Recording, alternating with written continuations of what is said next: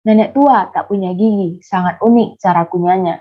Saya ucapkan selamat pagi, salam hangat untuk semuanya. Perkenalkan, nama saya Monica Sonia dari Angkatan 5 Program Pendidikan Psikologi. Di sini, saya akan menayangkan hasil presentasi yang telah saya buat mengenai kesehatan mental.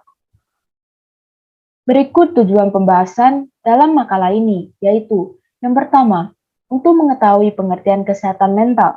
Yang kedua, untuk mengetahui ciri-ciri kesehatan mental. Yang ketiga, untuk mengetahui faktor-faktor yang memengaruhi kesehatan mental. Yang keempat, untuk mengetahui jenis-jenis gangguan mental. Yang kelima, untuk mengetahui pengobatan gangguan mental. Pengertian kesehatan mental. Kesehatan mental berasal dari bahasa Inggris yaitu mental hygiene atau mental health. Kesehatan mental merupakan suatu kondisi yang menyebabkan seseorang berkembang dengan baik dalam aspek fisik maupun non-fisik. Hal itu menyebabkan seseorang berpikir positif dalam menangani permasalahan yang dihadapi, sehingga dapat memunculkan kebahagiaan dan keharmonisan dalam hidupnya. Berikut ciri-ciri kesehatan mental.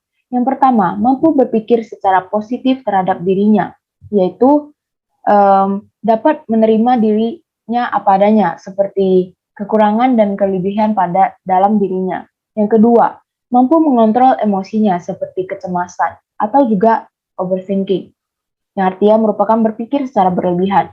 Yang ketiga, mampu mengatasi permasalahan dengan baik. Yang keempat, mampu mengambil keputusan yang tepat. Yang kelima, mampu menyesuaikan diri terhadap lingkungan sekitarnya. Berikut faktor-faktor yang memengaruhi kesehatan mental. Yang pertama, faktor biologis. Salah satu contohnya adalah gangguan penglihatan. Seseorang yang memiliki gangguan penglihatan cenderung akan cemas dan curiga yang berlebihan terhadap orang lain. Hal itu dapat menyebabkan terganggunya emosinya. Yang kedua, faktor psikologis. Salah satu contohnya adalah trauma, yaitu seperti pengalaman masa lalu seseorang yang mengerikan dan tidak menyenangkan. Hal itu akan selalu melekat pada diri seseorang, seperti trauma akibat pelecehan seksual, trauma akibat kecelakaan, gitu. Yang ketiga, faktor sosial budaya. Salah satu contohnya adalah keluarga. Hubungan dalam keluarga berpengaruh besar dalam kesehatan mental seorang individu. Keluarga yang negatif dapat menyebabkan seseorang mengalami stres. Berikut jenis-jenis gangguan mental. Gangguan mental ini adalah disebut juga gangguan jiwa. Hal ini merupakan keadaan di mana seorang individu itu mengalami gangguan dalam pola pikir, perilaku, dan perasaan, sehingga sulit untuk menangani permasalahan yang dihadapinya. Nah, jenis-jenisnya sebagai berikut. Yang pertama, depresi. Depresi merupakan gangguan kondisi emosional seseorang. Biasanya seorang individu yang mengalami depresi itu memiliki perasaan sedih yang sangat mendalam dan juga selalu kehilangan semangat. Seseorang yang mengalami depresi biasanya itu selalu berpikir secara negatif dan berpikir sesuatu yang berlebihan yang tidak bisa dikontrol atau disebut dengan overthinking.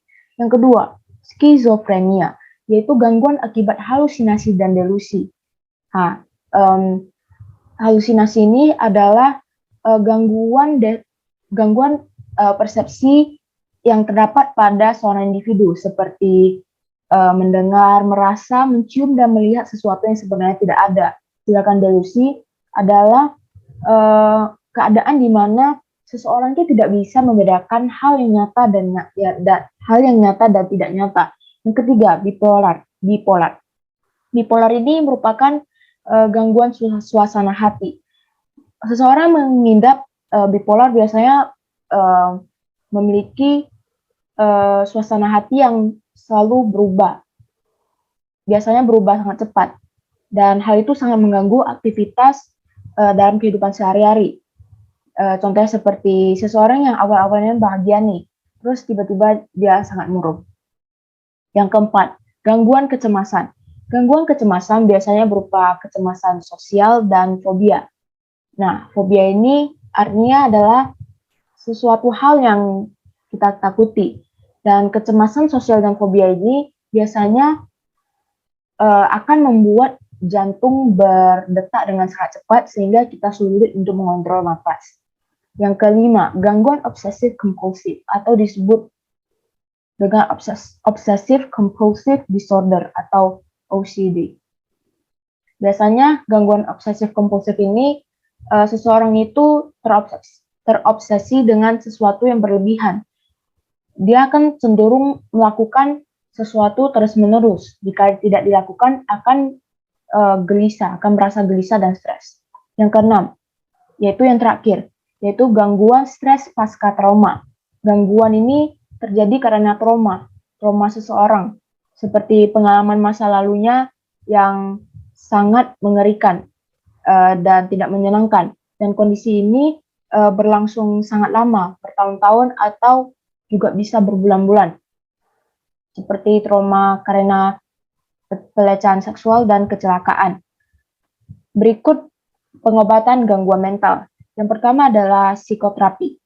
Psikoterapi ini biasanya penderita mengutarakan perasaan dan meminta saran pada psikolog atau psikiater. Hal ini bertujuan agar dapat mengubah cara pikir penderita dari negatif ke positif. Yang kedua adalah penggunaan obat-obatan. Hal itu dapat meredakan gangguan mental. Biasanya penggunaan obat-obatan ini dilakukan bersama dengan psikoterapi biar lebih efektif. Misalnya seperti menggunakan obat antidepresan dan mood stabilizer. Yang ketiga, perubahan gaya hidup, yaitu dengan mengatur gaya hidup yang sehat, yaitu seperti olahraga dengan rutin, tidak merokok, dan juga tidur yang cukup, dan serta memperbanyak asupan serat yang terdapat dalam buah dan sayur. Berdasarkan hal tersebut, dapat saya simpulkan bahwa seorang individu yang terhindar dari pemikiran negatif memiliki mental yang sehat. Nah, kesehatan mental inilah yang akan bermanfaat bagi seorang individu untuk mengembangkan potensinya. Hal itu dapat membuat seseorang mencapai kebahagiaan dan keharmonisan dalam hidupnya. Gangguan mental disebabkan oleh beberapa faktor, seperti biologis, psikologis, dan sosial budaya. Gangguan mental juga dapat diobati dengan psikoterapi, penggunaan obat-obatan, dan menjalankan hidup yang sehat. Jalan-jalan ke Surabaya, tidak lupa membeli makanan. Demikian presentasi saya. Jika ada yang salah, mohon dimaafkan. Selamat pagi dan sampai jumpa.